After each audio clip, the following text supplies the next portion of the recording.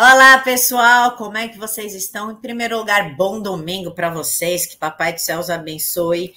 Hoje em transmissão a 1 hora da tarde, porque o Ivan, nosso querido Ivan, vai estar ao vivo no PH Vox, certo, Ivan? Isso mesmo, saindo daqui, a gente vai para lá. Antes de mais nada, mais uma vez, obrigado, Camila, pelo convite. Uma saudação especial à sua audiência. E dentro de instantes aí, assim que terminar essa transmissão, nós estaremos ao vivo lá no PH Vox com toda a cobertura das eleições francesas. A gente vai entrar ao vivo um pouco antes do primeiro boletim de boca de urna ser divulgado, né? A gente já tem alguma coisa para analisar e vamos tarde adentro aí, noite se necessário, aguardando os resultados oficiais da apuração dos votos.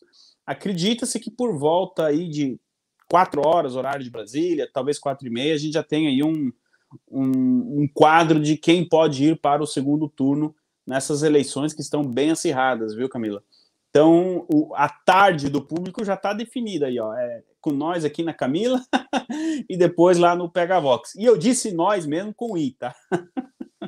Para deixar bem claro, né? Antes que venha alguém, ai, não fala nós, fala nossa. É brincadeira. Nozes, né? Tamo junto. Tamo junto. Tamo junto, é nós. Vamos lá. Ivan, aquela pesquisa da Hungria, da Hungria, né, que a gente mostrou na última vez, do Orbán, que eu prefiro falar Viktor Orbán. Uhum.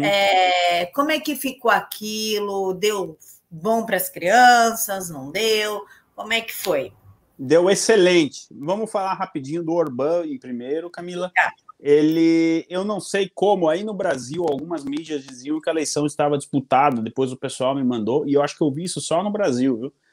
Não teve jeito, o Orbán conseguiu uma vitória histórica, ele inclusive aumentou ali, ele já era, né, primeiro-ministro, ele já tinha uma maioria muito boa no parlamento, e pense bem, ele conseguiu 135 parlamentares de um total de 199. Ele vai poder, inclusive, fazer mudanças na Constituição sem maiores problemas. Foi assim um cheque em branco que a população húngara deu para ele.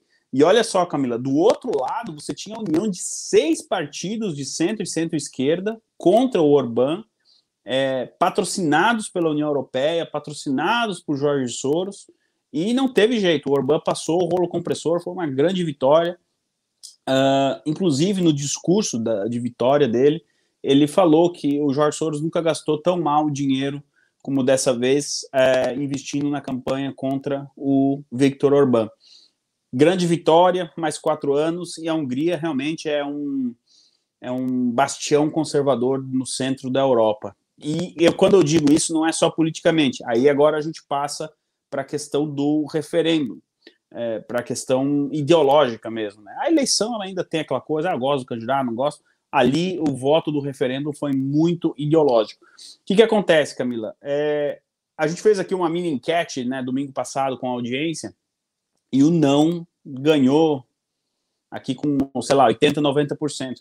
Não foi diferente na Hungria, tá? Foi a vitória das crianças, foi a vitória de uma pauta conservadora, e agora, então, o Orbán pode implementar aí essa lei, que, assim, no resumo do resumo do resumo, é o fim da ideologia de gênero nas escolas e a proteção do direito dos pais acompanharem aquilo que está sendo ensinado para os filhos. Isso vai do âmbito desde a escola municipal à federal. Se o prefeito ali quiser mudar a grade escolar, ele até pode, mas tem que ter o aval dos pais. E olha só, Camila, a esquerda, na reta final, acho que a gente tinha até comentado isso, eles optaram por não debater a lei. Sabe, quando fica difícil, né, o argumento, realmente é muito complicado. Então, eles optaram por uma estratégia de não debater a lei. Logo, muitos eleitores de esquerda não votaram no referendo, eles optaram por se abster. Problema deles. O fato é que a lei foi aprovada, eram 4 perguntas, uma delas passou com 92%, Camila, e as outras 3 com 95%.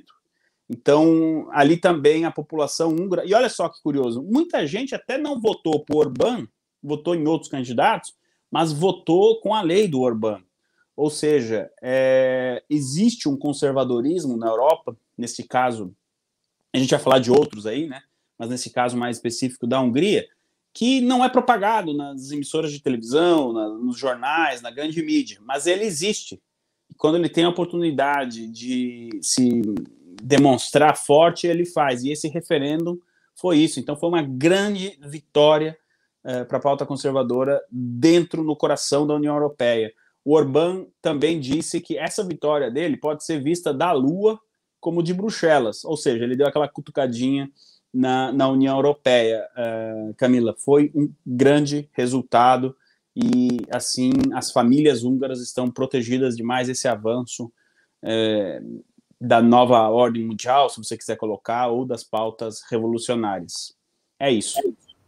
Ivan, vamos fazer um apanhadão da guerra, de como é que está a guerra da Ucrânia versus Rússia, para a gente entrar nas pautas ideológicas que estão, assim, devastando a ideologia de esquerda, está colocando um freio nessas agendas. Então, parece que os Estados Unidos, a Inglaterra estão reagindo, viram que isso é uma droga, então eles estão reagindo. Então, eu vou dar só uma passadinha por isso, que eu quero que você dê mais enfoque nessa situação do Macron Gate, do Hunter e da escalada mais à direita nas pautas dos Estados Unidos e da Inglaterra. Então, vamos lá. Alemanha, o CEO do... Como é que fala essa palavra para mim aí? Deutsche Bank, ou Banco da Alemanha. Banco da Alemanha vê recessão na Alemanha se gás russo for cortado. O presidente executivo Christian se juntou a uma lista de executivos e políticos alemães, alertando para as consequências econômicas terríveis se o fornecimento de energia russo for cortado. A Polônia também acusou a Alemanha de obstruir sanções contra a Rússia. O primeiro-ministro polonês Mateusz acusou a Alemanha de ser a principal responsável pelo fato de não haver sanções mais duras na União Europeia contra a Rússia. E, por último, a Assembleia Geral da ONU, né, a ONU suspendeu a Rússia, o Brasil se manteve na abstenção, não quis votar, a China, claro, Venezuela, foi China, Venezuela, Coreia do Norte, votaram a favor da Rússia, o resto contra, e a Rússia caiu. Isso não é um prenúncio de escalada que pode dar ruim para o mundo inteiro se o Putin continuar bravo? Não, Camila, essa questão do Conselho de Direitos Humanos da ONU, na verdade, é mais simbólico do que um ato de fato que vai deixar o Putin mais Putin da vida. É muito mais simbólico. Tanto que 58 países se abstiveram de votar. Sobre a questão da Polônia e da Alemanha, está uma treta feia ali, a Polônia com a Alemanha e com a França, porque a Polônia gostaria que esses países fizessem mais para ajudar a Ucrânia. E eles acreditam que deveria ser reforçada aí a questão de sanções econômicas. Lembrando que todo dia os cofres russos recebem pelo menos uma média, desde o início da guerra, de 1 bilhão de euros. No câmbio atual, uns 5 ponto alguma coisa bilhões de reais de gás e petróleo que chega à União Europeia. Enquanto que a União Europeia ajudou com uma média diária de 30 milhões de euros por dia a Ucrânia, bem desproporcional, né? Bom, então a Polônia pressiona a Alemanha, só que dentro da Alemanha existe um debate muito forte e eles não estão dispostos a ir além do que eles já fizeram para ajudar a Ucrânia.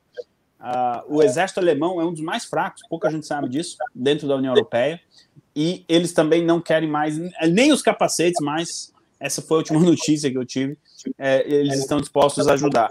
Agora, partindo para a Ucrânia mesmo, para a gente ter mais espaço para as demais pautas que você comentou, Camila, eu só queria lembrar você que eu estou com um pouquinho de retorno, não sei se é normal, mas por mim está tudo bem, assim, desde que não atrapalhe a audiência. Opa, agora ficou legal. Bom, na semana passada a gente tinha aquela dúvida, né? A Rússia se retirou do norte da Ucrânia. Eles estão preparando um contra-ataque maior ali naquela região? O que nós podemos esperar aí? Bom, agora, passada uma semana, ficou bem mais claro que a batalha final da guerra, a batalha decisiva, será na região de Donbas. Então a Rússia está se concentrando para fazer um ataque muito forte nesta região, que é aquela região que faz fronteira ali com a Rússia, região separatista. Então as próximas batalhas serão ali. Nem o serviço de inteligência britânico, nem o americano, nem o ucraniano, eles já não esperam mais nenhum ataque, pelo menos por terra, ao norte da Ucrânia, principalmente a capital Kiev. Prova disso, na sexta-feira, a presidente da União Europeia, Ursula von der Leyen, esteve em Kiev. No sábado, o primeiro-ministro Boris Johnson esteve em Kiev, e é muito simbólico que eles não tenham ido juntos, tá? A gente, em uma outra ocasião, pode falar disso, mas já começa aí uma disputa por influência do que será a Ucrânia pós-guerra. Será uma Ucrânia mais pró-União Europeia ou mais pró-Reino Unido? Isso ainda é muito cedo para a gente saber. O fato é que agora, então, pelas movimentações que a gente está vendo, a batalha final será ali na região de Donbas. Na quinta-feira, o porta-voz do Kremlin e do Vladimir Putin deu uma entrevista para a Sky News, que eu assisti nessa televisão aqui, ó, que ele admitiu que a Rússia sofreu perdas muito fortes ali na Ucrânia e que aquilo ali foi um desastre. Ele usou a palavra que aquilo ali era um desastre para a Rússia. Pela primeira vez você tem um pronunciamento de alguém de dentro do Kremlin admitindo essas perdas. Agora, aqui ninguém é bobo. O lado ucraniano também tomou porrada feia, viu? O sistema antiaéreo ucraniano praticamente já não existe mais. Então, é uma guerra que os dois lados estão perdendo muito. Normal, é uma guerra. Mas aquela coisa, né, que se imaginava que a Ucrânia pudesse resistir apenas uma semana, estamos indo para a sexta semana de guerra, e isso não está acontecendo. Então, Camila, nessa guerra de informações, eu consegui pescar uma informação que os dois lados confirmaram. Tá bom, ou os dois estão mentindo junto, ou os dois estão falando a verdade. E eu acredito que eles estejam falando a verdade. Que o objetivo do Putin é fazer esse ataque na região de Donbas para que ele, no dia 9 de maio, anotem aí, 9 de maio, declare vitória na guerra. Por que o dia 9 de maio em específico? É aniversário do Putin? Não, mas é aniversário do final da Segunda Guerra Mundial, quando os nazistas foram derrotados. Então, o Putin, que é um cara que sabe jogar muito bem com os negócios de datas e simbologia e tudo mais, para ele seria importante que as tropas russas declarassem vitória neste dia. E isso foi confirmado pelo lado ucraniano também, e fontes russas também confirmaram isso. Vamos ver. Então, Camila, estamos aguardando aí essa semana. Não que os combatimentos estão acontecendo, viu? Não é que está tudo parado, mas essa semana o nome Donbas, aí até para a audiência já ficar ciente, comecem a preparar o ouvido, porque o nome Donbas, ou Donbass, dependendo a pronúncia, vocês vão escutar bastante esse nome. É a batalha final da guerra da Ucrânia, Camila. Ivan, eu não lembro onde eu vi, se eu ouvi no 3 em 1 da Jovem Pan, não lembro mesmo quem foi que deu a informação, mas eu sei que foi na Jovem Pan, no seu quadro, que os ucranianos se sentiram fortes, combativos e tudo, e agora eles querem a Crimeia de volta. Isso não vai piorar a situação? A Crimeia já está com a Rússia, por que já não deixa com a Rússia? Camila, porque, olha, se é uma armadilha russa ou não, a gente vai descobrir também nas próximas semanas. Mas o exército ucraniano recuperou bastante território, principalmente no sul da Ucrânia, e eles estão sentindo o cheiro de uma possibilidade histórica de lá retomar a Crimeia. Minha opinião, tá, Camila? Aqui é opinião, não é. Eu não tenho fonte, eu tenho apenas uma opinião. O Putin entrega Moscou, mas não entrega a Crimeia. Eu já falei isso em outros meios de comunicação. Eu acho que a batalha, se a Ucrânia partir para tentar retomar a Crimeia, aí, obviamente, o Putin vai atacar Kiev de novo e Deus sabe mais o quê. Então, eu acho que eu não estou lá no território ucraniano e não estou em posse de todas as informações militares. O que eu posso dizer é que a Ucrânia está sentindo essa possibilidade. Na minha opinião, o Putin ele vai fazer de tudo para não perder a Crimeia. A região de Donbas, ali realmente há um sentimento pró-Rússia muito grande. É difícil entender onde que termina, onde que começa. Então, talvez a guerra deixe isso delineado. Agora, a Crimeia é uma questão pessoal mesmo para o Putin, uma questão de honra. Mas, se os ucranianos acham que eles podem ter alguma chance, quem sou eu aqui, né, da minha casa para dizer que não? Quem viver, verá. Ivan, cobrimos essa parte, então vamos para a parte do Macron Gate na França, porque não está sendo falado isso na mídia brasileira. Esquece. Se não é você para falar, ninguém mais fala disso. Mais um, deixa eu botar aqui na tela, o pessoal acompanha junto. Mais um escândalo abalou a reputação e a campanha do Macron na França. A empresa privada norte-americana McKinsey, que ajudou a desenvolver a estratégia de vacinação contra o flango-flito, está sendo alvo da Procuradoria Nacional de Finanças. Por falar em flango-flito, o Fauci também deu uma sumida, né? Isso é só um parênteses. Graças a Deus.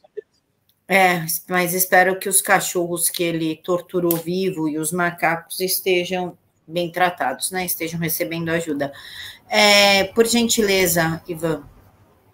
Camila, o que é a Procuradoria Nacional de Finanças? É o equivalente ao TCU aí no Brasil.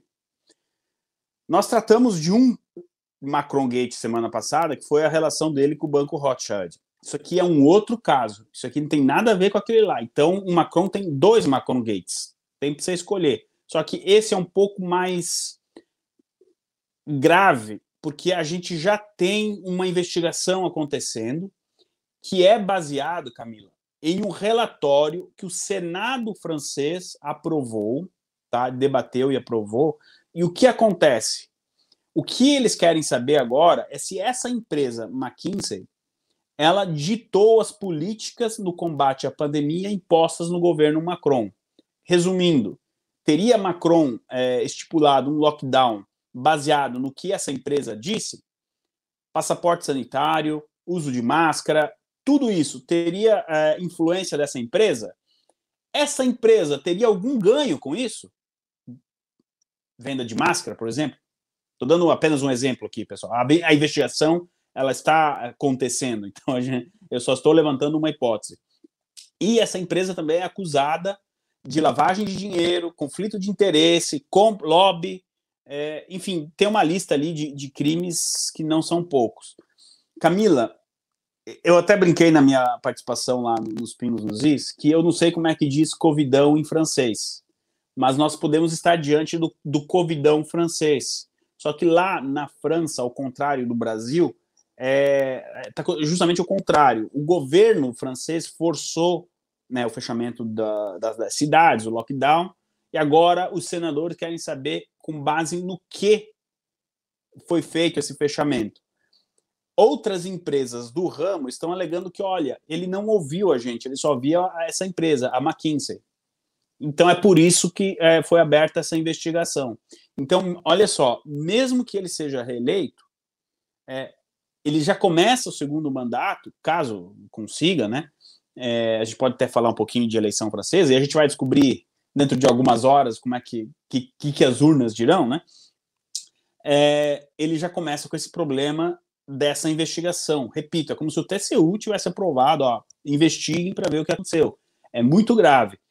Grave também que não esteja sendo falado isso no Brasil, e é por isso que existe aqui o jornalismo independente da Camila, o meu e tantos outros. É por isso que a gente pede, me sigam no Twitter. Quem me seguia lá no Twitter, segue e já ficou sabendo essa notícia há 5, 6 dias. Sigam a Camila, ajudem aqui a Camila com o Pix, para que ela possa continuar fazendo esse trabalho.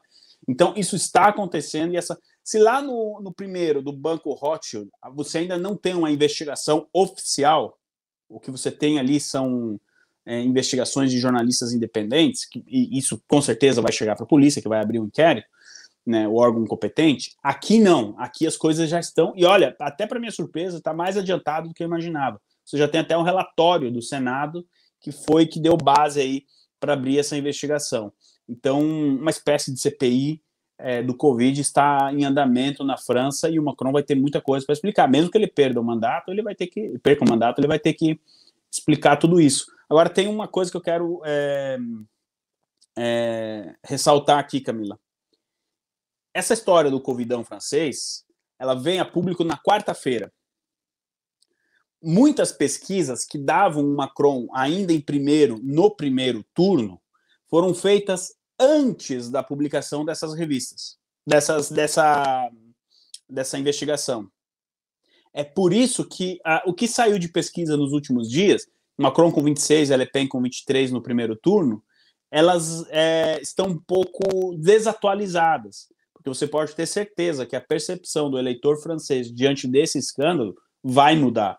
E na reta final de campanha sabe como é que é, muita gente indecisa ainda. Então é por isso que eu estou curioso para saber como que vai ser o resultado aí dentro de algumas horas, Camila. Ivan, permita perguntar. São 2 Macron Gates, como você disse. Sim. Esse é o mais importante, porque é o Covidão francês. Uma empresa envolvida em lavagem de dinheiro e lobby, ele só ouvia essa empresa para determinar o passo a passo do que ia acontecer na França. Quem está fazendo essa auditoria é uma espécie de TCU do Brasil, é o TCU da França. E, além do mais, o Macron, ele ferrou o país com a entrada de imigrantes. É sério mesmo que o francês ainda pensa em colocar um cara desse que transformou a França num favelão de muçulmanos? Pois é, Camila. Então, é por isso que eu estou muito cético com as pesquisas. Por outro lado, a pesquisa mais otimista assim, para o Macron está dando ele com 25%. Não é muito. É que os outros 75% dos votos estão espalhados em 11 candidatos. Eu já fiz essa comparação aqui, que é uma eleição que lembra muito a eleição brasileira de 89, que você tinha vários candidatos. Só para você ter uma ideia, a gente chegou nessa reta final com pelo menos 4 deles com chances reais de irem para o segundo turno. Existe uma chance remota, mas existe, de que o Macron não vá para o segundo turno. Então, Camila, é uma pesquisa que dá a ilusão de que o francês apoia o Macron, mas não é bem assim. Ele tem, na melhor das hipóteses, segundo essas pesquisas, 25% do apoio da população. E pela primeira vez, contando a eleição de 2017, que ele foi para o segundo turno com a Marine Le Pen, nesta semana as pesquisas começaram a apontar a Marine Le Pen como favorita no segundo turno, contra o Macron. Hoje o Macron já não é mais favorito no segundo turno, coisa que ele era antes de começar a guerra, contra a Le Pen. A Le Pen hoje é o cavalo que eu apostaria, digamos assim, o meu dinheiro nessa reta final. O que a Le Pen precisa hoje é carimbar o passaporte dela para o segundo turno, porque tem outros 2 candidatos ali, o Eric Zemmour e o candidato de esquerda, o Mélenchon, que podem tirar a Le Pen desse segundo turno, ou quem sabe tirar o Macron.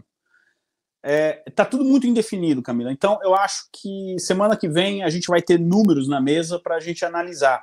E a gente vai voltar aqui no seu programa fazer essa análise. Tá tudo muito em aberto ainda, Camila. Ivan, eu fico... quando a gente muda de local que a gente está acostumado a gravar, a gente fica meio perdido, né? Eu fico perdido aqui no meio dos meus cadernos. Eu estou na sala da minha casa hoje também, por causa que a cadeira que eu uso geralmente tá me dando dor nas costas. E eu não tô grávido, tá? Que nem a Camila. Mas aí eu optei por gravar aqui na sala da minha casa. Assim as pessoas conhecem a minha sala também. Ó. Eu tô uma bola, então aquela cadeira se torna tão incômoda que vocês não fazem ideia, pessoal. Não dá. Queima as costas. Eu vou ficar por aqui mesmo. E, pessoal, a Camila trabalha tanto que eu não duvido ela tá fazendo live no dia do parto, viu? Essa mulher não para de trabalhar, então ajudem ela, gente. Aqui o Pix, ó, dá essa força para ela. Na sexta-feira, Ivan, eu comecei a trabalhar às 5h30 da manhã, porque não sabe, eu acordo às 5h30 eu já estou trabalhando. E eu cheguei a gravar 4 entrevistas e 1 ao vivo, 2 ao vivo. Eu estava esgotada na sexta, fiz 15 artigos para o Vista Pátria, fiz artigo do PH Vox, escrevi as coisas de uma pessoa que eu assessoro, discursos, palestras, enfim, entreguei tudo da semana. Aí eu fui dormir 6 horas da manhã do sábado. Eu estava esgotadíssima, minha cabeça fervia, assim, ó. Eu fui tomar café da manhã 8h30 da noite. Nossa, trocou a noite pelo dia. Nossa, sexta-feira para mim foi terrível, terrível. Mas vamos seguir aqui. Peru, só um panorama do que aconteceu no Peru, Ivan. No vídeo abaixo, um resumo das manifestações da terça-feira, né? Você postou, né, na terça, dia 5, na capital Lima. Os manifestantes pediam a renúncia do presidente Pedro Castillo. No final do dia, ele revogou o estado de emergência, mas a situação continua muito tensa e mais protestos devem acontecer. O que aconteceu, Ivan? E os protestos aconteceram, inclusive, no sábado, ontem, Camila. O Pedro Castillo, ele venceu uma eleição, assim, com 1% de diferença, várias denúncias de discrepância, enfim, e hoje ele tem uma popularidade que não passa dos 35%, 30% no Peru. Aquele tripé mágico para o impeachment, né? Crise financeira, crise política, mais baixa popularidade está acontecendo lá no Peru. E um grupo de caminhoneiros começou um protesto no interior do Peru devido ao preço do combustível. Então cai por terra essa coisa que o combustível está caro só no Brasil, está caro no mundo inteiro e na Lua também. Tem uma estação espacial, lá também está caro o combustível. Então, isso gerou uma grande revolta na população que começou a gerar protestos, não só por parte dos caminhoneiros. Outros setores aderiram a esse protesto. Qual foi a ideia de gênio dele? Impor uma espécie de estado de sítio em algumas cidades para que as pessoas não fossem protestar. Isso só levou mais gente ainda para as ruas, como as imagens aí estão mostrando. Bom, você tem uma crise instalada dentro do governo, ele acusa o parlamento de não deixar ele governar, o parlamento diz, não, é você que está no poder, e o Pedro Castillo subiu, venceu as eleições, mas ele nunca teve o apoio das Forças Armadas. As Forças Armadas do Peru sempre ficaram com o pé atrás em relação ao Pedro Castillo. O que nós vamos ter semana que vem? Muito provavelmente... Ele já sobreviveu a um pedido de impeachment no dia 28 de março, mas, inevitavelmente, se não nessa próxima semana, na outra, nós teremos outro pedido de impeachment e a situação dele está praticamente insustentável. Lembrando que o Pedro Castillo é de esquerda, mas daquela esquerda mais radical que você pode imaginar, Camila. E já tem gente de esquerda pedindo o impeachment dele. Então, ele realmente está com uma popularidade muito baixa devido à má condução, principalmente, da retomada da economia no país pós-pandemia. Agora, emergem também casos de corrupção, alguns irmãos dele sendo acusados, sobrinho. Olha, dá uma ficha corrida bem grande, Camila, e a capacidade dele conseguir se manter no cargo vai diminuindo a cada dia que passa. Ivan, chegamos agora na parte mais legal da live, que é atualizações. Caso Hunter Biden, eu vou ler os seus tweets e então dar um panorama primeiro do caso Hillary Clinton, da família Clinton, e aí a gente já entra no do Hunter, porque eu não achei tweet seu a respeito da Hillary. Não, depois eu até posso explicar o porquê, mas eu posso fazer um panorama. Faz o panorama. Tá, o que a gente tem que em 2016, em 2016, a campanha da Hillary tentou criar ali uma narrativa de que os russos teriam ajudado o Donald Trump a se eleger. Isso foi preparado já durante a campanha, para caso a Hillary, né, viesse a perder, eles iriam utilizar isso numa tentativa de um impeachment ou até mesmo de reverter o resultado da eleição. O que acontece? Nós tivemos uma investigação que durou 2 anos e meio, e no final eles chegaram à conclusão de que não houve conluio entre os russos e o Trump, nada disso aconteceu. O Trump processou a Hillary, você tem agora o FBI investigando, e você tem alas ali dentro do FBI também que fazem um trabalho sério. Eles já começaram a ter detalhes de que o advogado da Hillary mentiu. A campanha da Hillary já foi multada, o que é um estágio para... Né, bom, se foi multada é porque fez alguma coisa errada. O que fez errado? Vamos agora descobrir. Então, você tem várias investigações acontecendo de que a campanha da Hillary criou tudo isso. Isso é um problemão para a Hillary. Por que eu não postei nada, Camila? Porque você me conhece, eu sou muito chato. Se eu não ler o documento oficial, eu não posto. Então, eu não tive tempo para ler com calma os relatórios. Você tem uma guerra na Ucrânia, você tem tudo isso que você vai falar aí da Inglaterra daqui a pouco. Eleição na França, eu também sou um sono. Então, é por isso que eu não postei no Twitter. Mas, sim, tá, essa investigação está acontecendo e eu acredito que daqui umas 2, 3 semanas a gente possa ter algumas novidades, viu? Ok, Ivan, agora Hunter Biden. Vamos lá. Vamos ler aqui bonitinho. Peraí, deixa eu colocar certinho. Sobe aqui. Vamos lá, adicionar. Aê, foi!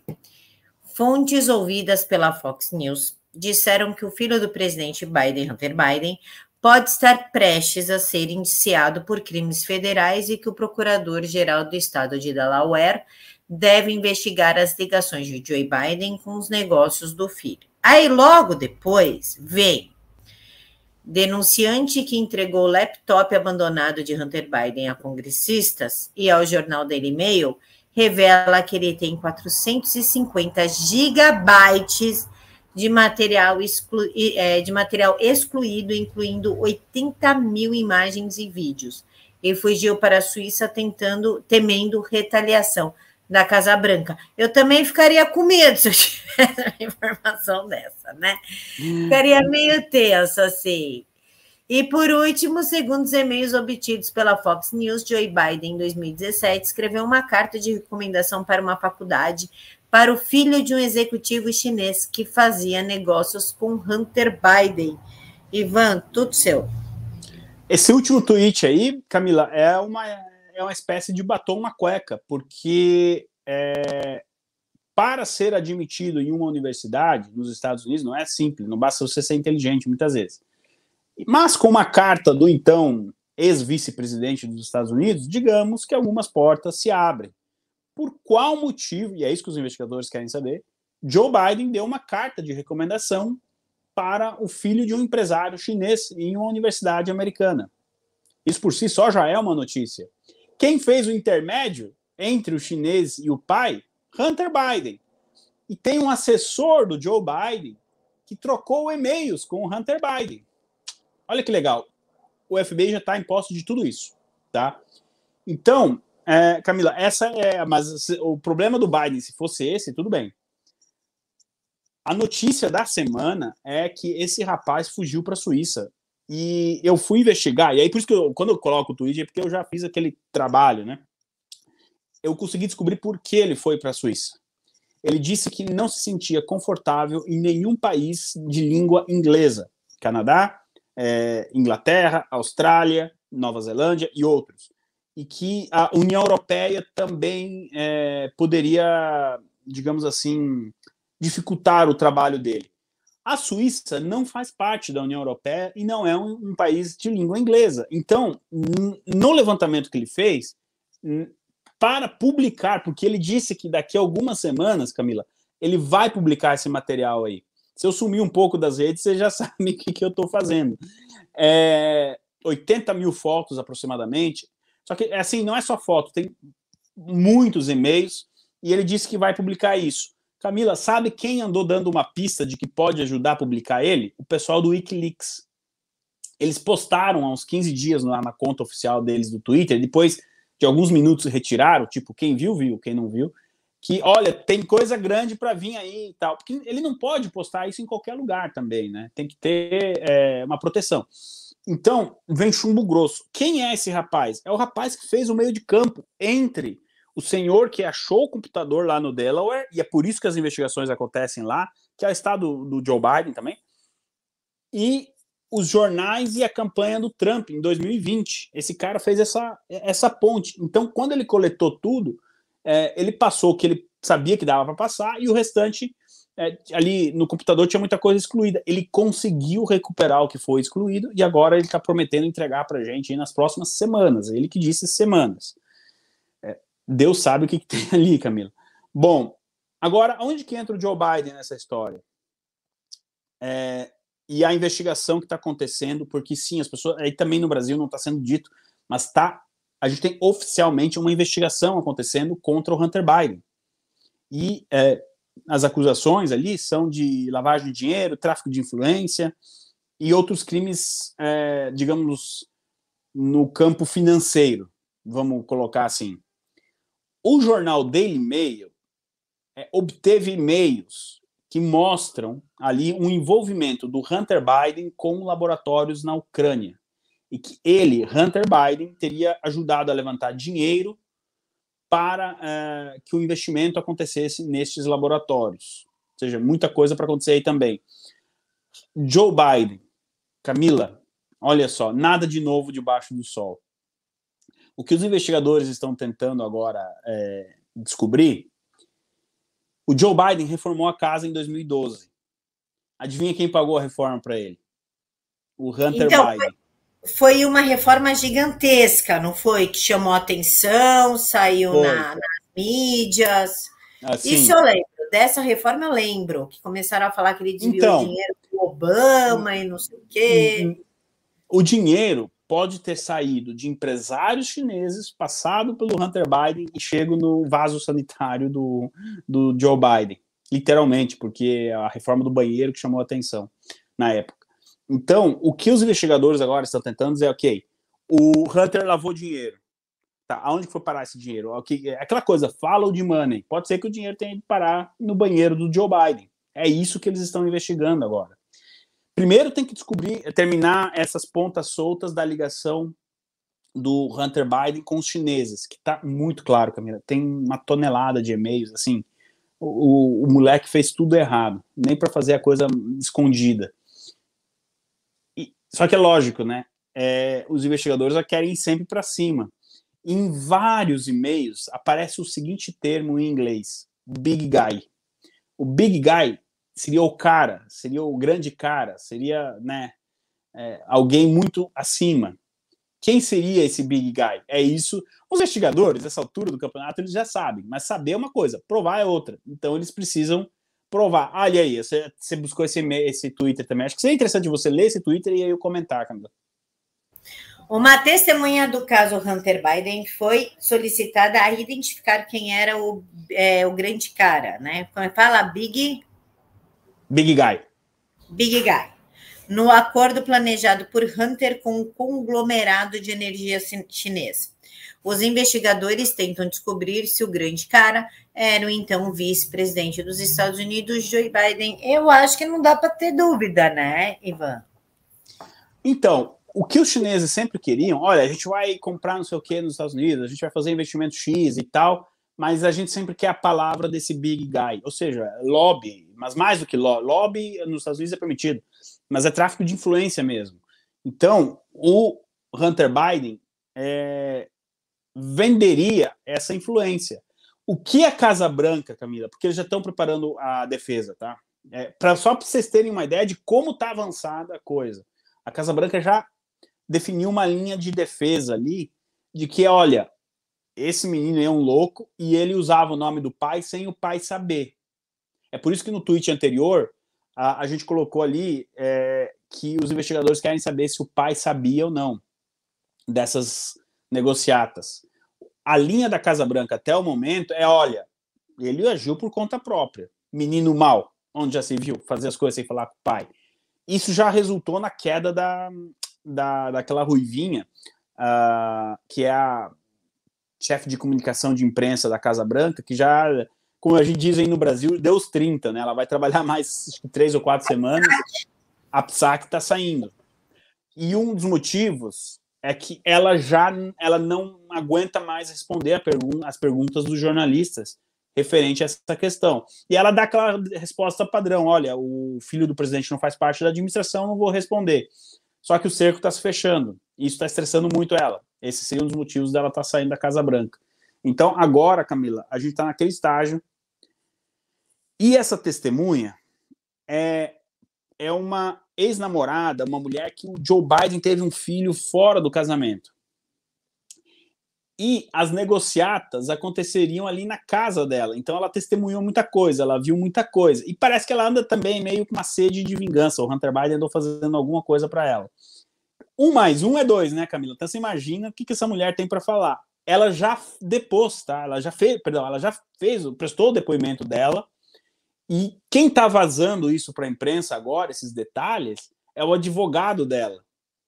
Você tem uma coisa, assim, advogado de ex-mulher, meu, ele quer ganhar a causa, né?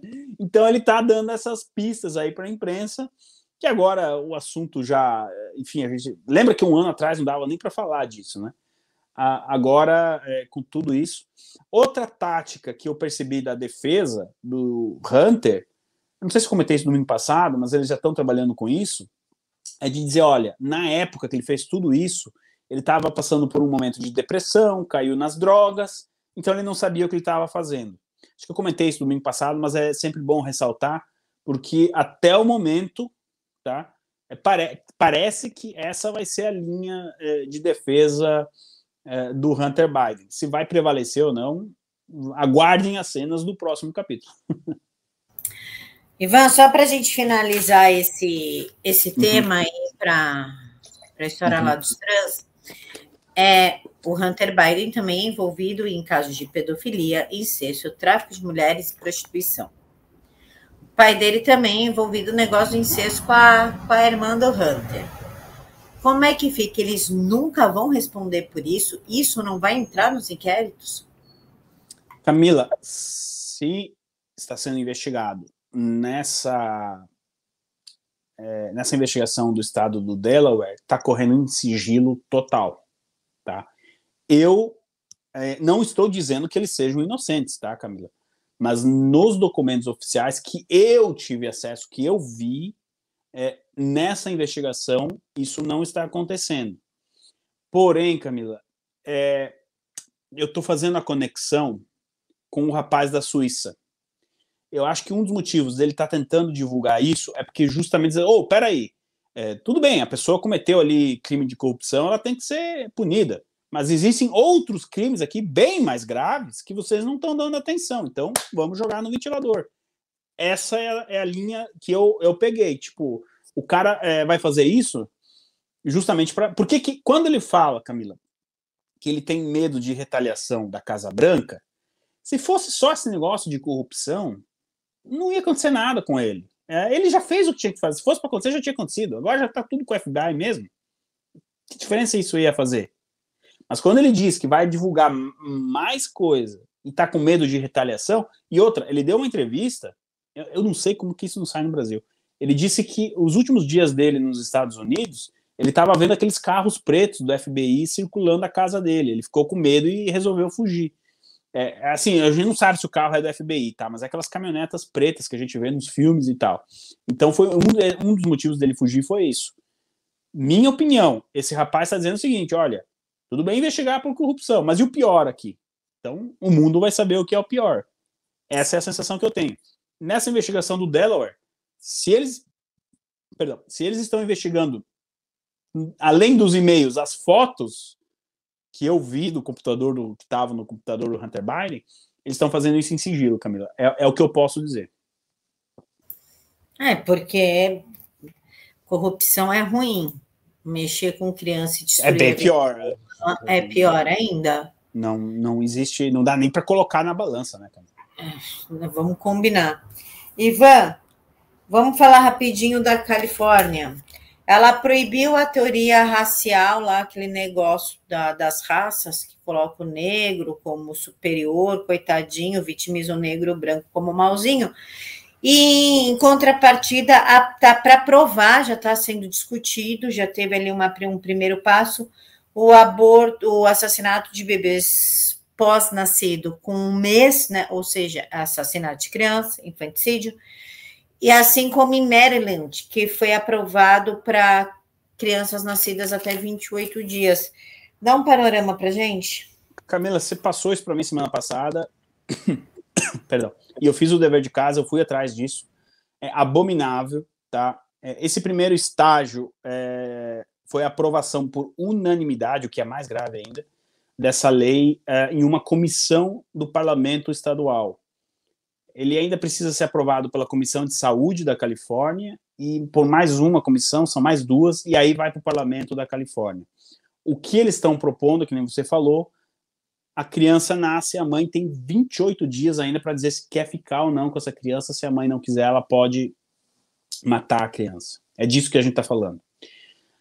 O que eu consegui pegar dos Estados Unidos é que parece que essa, assim, não vai passar os 28 dias, mas eles já sabem que não vai passar, mas eles colocaram 28 dias para daí lá na frente negociar e dizer, não, então se 28 dias chocou a sociedade conservadora, vamos diminuir para 1 dia. O que é a mesma coisa, não muda nada, mas é uma estratégia. Olha como essa gente é maligna, né? Quem pensa um negócio desse? Não, já que não deu 28, então vamos 1 dia ou meio-dia, que a mãe pode ver o neném nasceu, 12 horas depois, ou não quero o meu neném, então vamos cometer esse crime. Vamos acompanhar, assim que tiver o resultado da Comissão de Saúde da Califórnia, a gente se atualiza. Muito obrigado, Camila, eu não sabia dessa pauta, foi você que passou, eu até agradeci você lá no PegaVox, publicamente, porque eu não tinha conhecimento disso, mas aí eu fui atrás. Agora vamos ver o que é a comissão. Mas é uma aberração. Sabe quem está patrocinando isso? Aquele órgão lá, Planned Parenthood. Planned Parenthood. Pagando advogado, enfim, sabe? É um absurdo. A Califórnia realmente... agora eles querem permitir, Camila, tem mais uma vindo da Califórnia, que imigrantes ilegais possam ser policiais. Tá bom para você?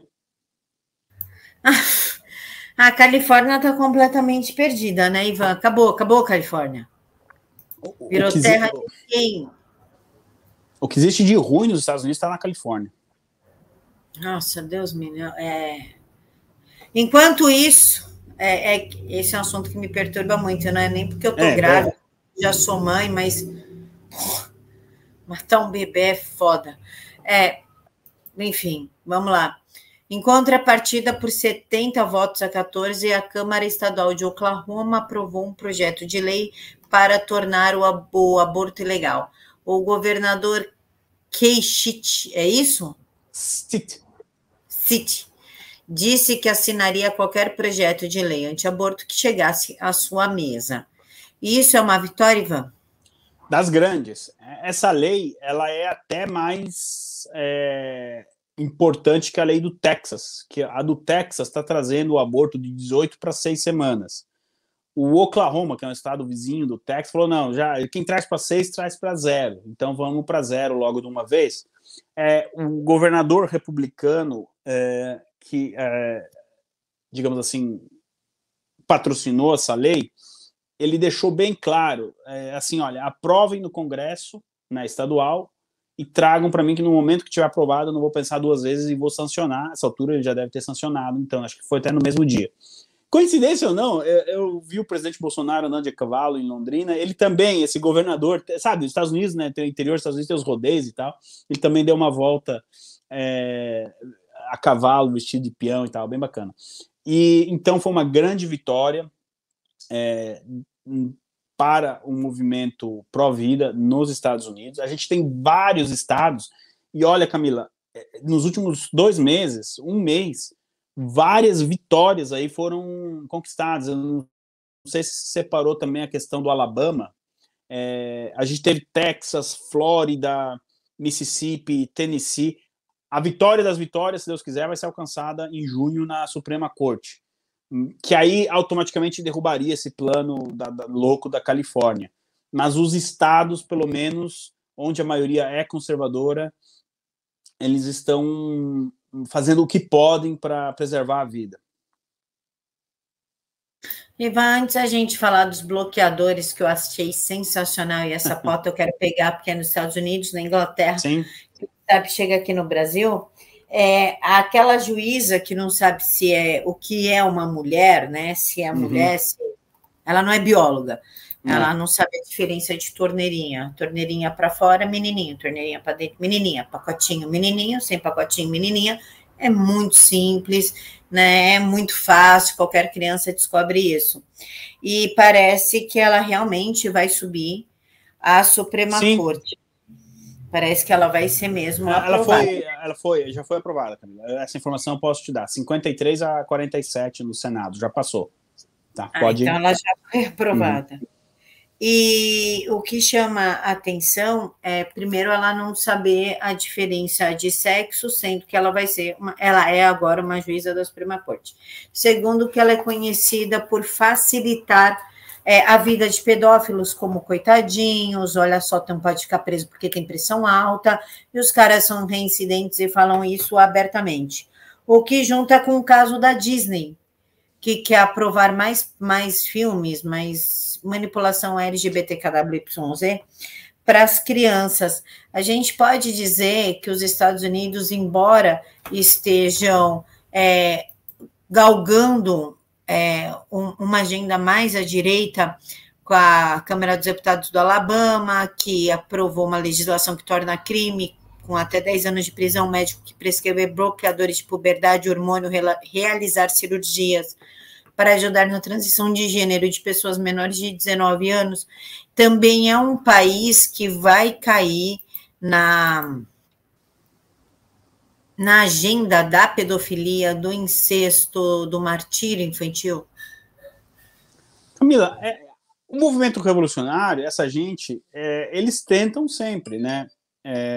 Com essa indicação aí da Suprema Corte, abre essa brecha. O professor Olavo, em um dos seus programas chamado True Outspeak, se não me engano, em 2012, ele já alertava, ele falou, olha, se a gente vai impor essa agenda, vai ser via judiciário, não vai ser, assim, via uma lei que passou debatida no parlamento e tudo mais. Ele já tinha cantado essa bola lá atrás. E tá aí, a gente tem agora na Suprema Corte uma pessoa que tem essa defesa.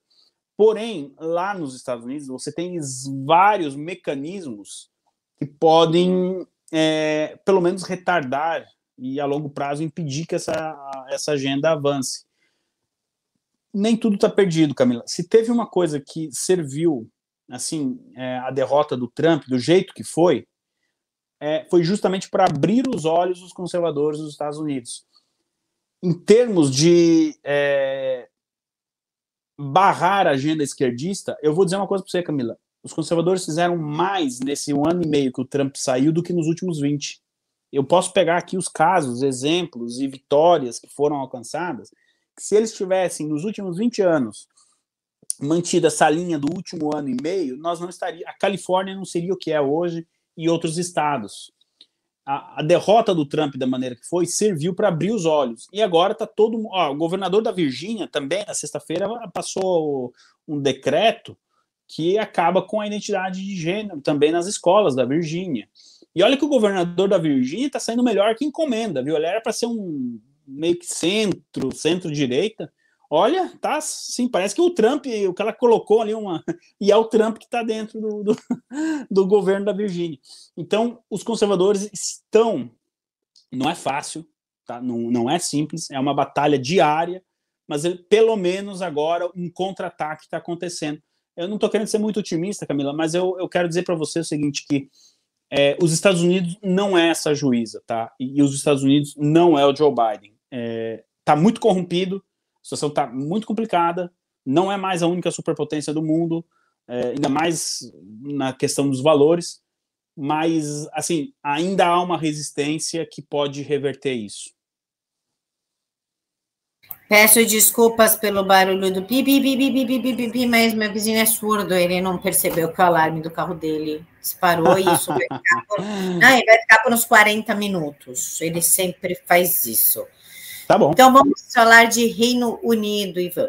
Sim. O primeiro-ministro Boris Johnson declarou que ele pensa que homens biológicos não deveriam competir em eventos esportivos femininos e que as crianças não são competentes para tomar decisões sobre seu gênero.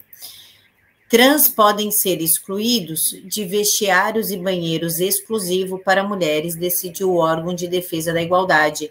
A orientação em torno de espaços para pessoas do mesmo sexo listou exemplos em que é legal excluir alguém que nasceu homem dos serviços para as mulheres. Porra, ele nasceu homem, que já diz tudo. Serviço é para mulher, para quem nasce mulher. Serviço para homem, para quem nasce homem. E teve um país, aí você vai ter que me corrigir, Ivan, se eu país souber. ou estado que proibiu que trans competissem com meninas. Foi a Flórida, mas o Reino Unido também fez isso. Se você procurar aí um tweet meu de ontem, foi o Reino Unido. Inclusive, você está com uma... Eu estou vendo aqui que você está com uma abinha aberta meu Deus, da Associação de Ciclistas do Reino Unido. Vamos por partes aí. Começando pela fala do Boris Johnson. Camila, no final de janeiro, o Partido Conservador colocou o Boris na parede e falou: ou você entrega o governo conservador que você falou que ia entregar, ou a gente vai tirar você. Desde então, fim da pandemia, total. Já falamos semana passada, quem quiser vir para cá, vem, não precisa nem teste, nada, acabou, zero. Não se fala em passaporte sanitário. O Reino Unido está abandonando a agenda climática. Já estão falando, essa semana vazou que eles estão preparando um relatório para reabrir minas de carvão. Essa era uma das exigências do Partido Conservador. E esta agenda de identidade de gênero, vamos colocar assim. Então, essa fala do Boris é uma sinalização para o partido: olha, estou cumprindo o acordo. Tão logo o Boris falou isso, apareceu esse relatório, que é o que vai servir de base para proibir essa mistura homem-mulher, mulher com homem no banheiro. E na sexta-feira nós tivemos essa decisão. Ela pode ser considerada histórica. Eu não sei se você quer ler, então, esse tweet, Camila, e aí eu comento, que aí fica mais fácil para o entendimento do público, por gentileza. A Federação Britânica de Ciclismo proibiu eu ia falar alertas, porque esse negócio está entrando no meu cérebro. Nossa, esse alarme, vamos lá. A Federação Britânica de Ciclismo proibiu atletas trans de participar em competições femininas. Em um comunicado, o órgão disse que a política é injusta para todas as mulheres. Demoraram para perceber que isso é injusto, né? E que uma revisão completa ocorrerá nas próximas semanas. E já emendo aqui com outro tweet que roubei de você, claro, que o governador do estado da Virgínia, o Glenn, assinou uma nova lei exigindo que as escolas notifiquem os pais sobre qualquer conteúdo sexual explícito no currículo da sala de aula. Então, realmente está ocorrendo uma barreira para essa agenda que está avançando, e eles perceberam, olha só, dá ruim na cabeça das crianças, né?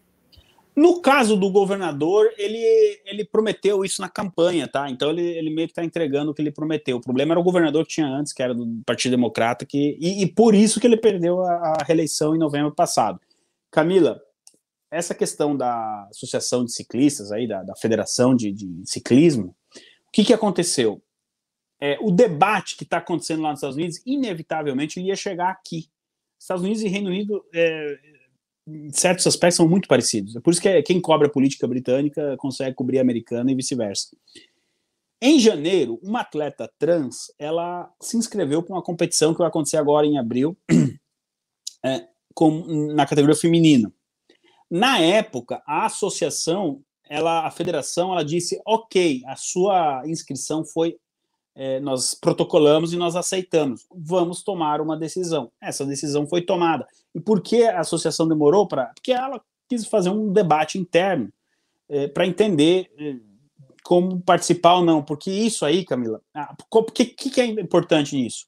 Vai abrir agora o precedente para que outras modalidades esportivas sigam o exemplo da Federação Britânica. É por isso que isso ganhou uma grande repercussão aqui no país, e é por isso que o Boris deu o palpite dele. Mas, gente, eu não sou advogado do Boris, e por isso que eu quero só ressaltar, ele está fazendo tudo isso porque ele está com o Partido Conservador aqui no cangote dele, tá? Ele tem 150, 200 parlamentares, assim, ó, aqui, ó, mordendo ele. Se ele sair da linha, ele... Opa, peraí, volta dentro das nossas 4 linhas que a gente combinou em janeiro aí. Então é por isso que o Boris está fazendo tudo isso. A pior de todas para o Boris foi abandonar a pauta climática, viu? Mas outro dia a gente comenta. Então, Camila, isso aí vai abrir o precedente para que outras modalidades esportivas adotem essa questão. Por que a federação disse que uma revisão vai ser feita nas próximas semanas? Há quem diga que eles estão estudando a possibilidade de criar uma modalidade para os trans. Então, tem os trans, vai ter a categoria... hoje tem uma competição, né? Então tem a categoria feminina, a masculina e a trans. Eu não estou dizendo que é o melhor a ser feito e é o que vai acontecer, mas existe essa possibilidade. Se é o melhor ou não, Camila, sinceramente, eu não tenho... Eu acho que seria o ideal, mas não, seria, de repente, um dia a gente chamar a Ana Paula aqui para dar uma entrevista e ver o que ela acha, porque ela está mais tempo no assunto, né? Mas, de fato, aí não tem como não concordar com o comunicado da federação. É injusto com as mulheres. Por isso que eles tomaram essa decisão, e aí eu concordo com eles. É muito injusto. A gente viu o caso daquela nadadora lá dos Estados Unidos, já na largada ela ganhou praticamente a competição. Você imagina o ciclismo, que depende muito da musculatura da perna, né? Esse trans era absolutamente favorito a conquistar a competição. Então eles optaram por dizer, olha, espera, não é que você não vai ficar sem competir, você vai ter o seu direito de competir, de repente em uma categoria à parte. É isso, Camila. E do jeito que essas empresas são lacradoras, Ivan, é capaz até de ter mais subsídio financeiro do que o próprio esporte feminino e masculino. Não duvide disso. A meu ver, como, né, até mais incentivo, digamos assim, né? Sei lá, uma bolsa numa faculdade, cotas em faculdade. Mas você falando isso, Camila, agora me lembrou dessa... Eu até dei essa notícia. Na Califórnia, voltamos para a Califórnia, eles estão querendo criar uma espécie de Bolsa Família para trans. Ou seja, se você for um trans, você tem direito ao crédito universal. Estou falando, tá no meu, que eu te mando o link. Eles já disponibilizaram uma verba, escolheram algumas pessoas, essas pessoas já estão recebendo dinheiro, e aí aquele ali é o projeto piloto. Se der certo, eles vão expandir. Então já tá, isso que você falou aí já está acontecendo, viu? De uma maneira diferente, mas é o que está acontecendo. Na minha visão, e pode ver que não tem mulher no esporte masculino, mulher que se sente homem lutando, sei lá, com o Vitor Belfort, por exemplo. Meio difícil, né? Não tem. Então, acho que um cara, por mais que ele se ache mulher, o que for, ele competir com uma mulher, ele é um puta de um covarde que odeia mulheres. Porque não tem como você se sentir mulher, se respeitar enquanto mulher e destruir a chance de uma mulher, né? Aqui nasceu mulher, aqui merece o espaço. Então você é um puta de um lixo covarde e demente. Ivan. Não, concordo. Olha, você tem algumas competições esportivas, por exemplo, o automobilismo. Você tem muita mulher aqui na Europa dando show de volante em marmanjo grande aí. Mas é diferente. Você depende. Ali é o carro, a condição, né? É completamente diferente do que, por exemplo, na natação ou no ciclismo, nesse caso. Então, ali, o ajuste do carro, a sua capacidade, você tem uma igualdade. Em outros esportes, isso seria praticamente impossível. Então, você vê que existe esse precedente, né? E aí, as trans vão querer o quê? Competir só com mulheres também no volante? Como é que fica? Vai ter que criar uma categoria feminina? Sendo que hoje as mulheres já competem de igual para igual com os homens no automobilismo? Você vê como é que a hipocrisia impera, né? Demorou, Camila, demorou, mas as pessoas estão acordando para esse debate, porque se não acontecer, vai levar ao fim da categoria feminina nos esportes. Pelo menos naqueles, né, você tem, por exemplo, o tênis. O tênis você tem um misto de duplas, um homem e uma mulher competindo, até legal de ver, tudo. Existe um equilíbrio, né? Coisa que nesse caso não aconteceria. No automobilismo é mais destreza, né? É mais ligeireza, visão, tática, completamente diferente. Completamente diferente. Esquecemos de falar alguma coisa? Não, eu só quero mais uma vez agradecer a gentileza do convite. E, pessoal, vamos lá para o PH Vox agora. Vamos ver se o Macron vai se lascar. Daqui a pouquinho, já está saindo boca de urna. Tá? Falta só uma horinha aí para fechar as urnas. PH Vox, escreve. É impossível se não achar a gente no YouTube. Estaremos ao vivo, toda a Decision Desk do PH Vox, modo campanha eleitoral. Vai estar eu, Paulo Henrique, Sr. Sepúlveda, e o Eliel, que é um grande entendido de eleição francesa. Voto a voto. Uma dessa, já pensou? Um presente, um ovo de Páscoa antecipado aí, o Macron daqui a algumas horas fora do segundo turno? Essa possibilidade existe. Vamos lá. Camila, você também, quero ver você escrevendo lá no chat, vindo pegar. Não, no caso, vim pro PHVox, né? Ou vim pro PHVox. Camila, é isso. Um beijão e mais uma vez, muito obrigado pela oportunidade. Um beijo, meu grande amigo. Muito obrigada por sempre se disponibilizar a vir nos explicar o que está acontecendo no mundo fora dessa bolha chamada Brasil. E quero pedir aos amigos que vão lá no PH, é o primeiro nome, tá vendo @PHVox aqui embaixo? Então, clica aí que já vai direto para o canal, já fica linkado. Clica aí, vai para lá, não esquece de curtir, compartilhar a live e até... comentar, claro. Até segunda-feira, pessoal. Fiquem todos com Deus, que a semana de vocês seja repleta de bênçãos, com muita paz, com muito amor, com muita ação de Jesus na vida de vocês. Tchau.